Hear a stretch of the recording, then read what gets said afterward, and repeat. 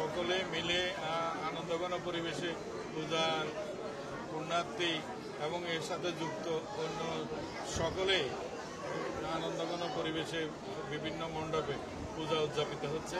এটা দেখে আমার খুব ভালো লেগেছে। আমি ব্যক্তিগতভাবে এটা সন্তুষ্ট এবং বাকি যে আগামী যে দিনগুলো আছে ধারাবাহিকভাবে আমরা মনে হচ্ছে এই আনন্দ ঘন আবহে আগামী যে পূজা সেটা এখানে সম্পন্ন হবে চট্টগ্রামে। বিশেষ কোনো বার্তা থাকবে কিনা স্যার? বিশেষ বার্তা হচ্ছে আমাদের সবার মধ্যে এই ভ্রাতৃত্ববোধ চেতনা সেটা জাগ্রত হোক।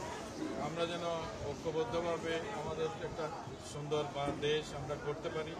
এই দেবীর কাছে যারা প্রার্থনা করতে আসবেন তারা যেন এটাও দেবীর কাছে চেয়ে নেন, বরটা চেয়ে নেন যে আমরা যেন সবাই মিলেমিশে আমাদের সুন্দর দেশটাকে গড়ে নিতে পারি। এটা আমাদের নাই, এটা আশার বাণীও না, এটা অনিবার্যভাবে এই যে আমরা জাতি নির্বাচনের দিকে আমরা যাচ্ছি।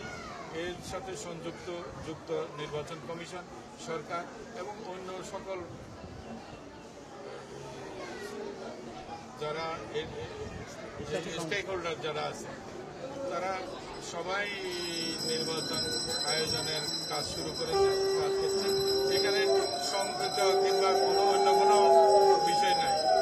আমরা আশা করছি আগামী ফেব্রুয়ারিতে আমাদের নির্বাচনের দিকে যাবে দেশ এবং সব মানুষ নির্বাচনে অংশগ্রহণ করে তাদের নিজেদের সরকার গঠন করবে।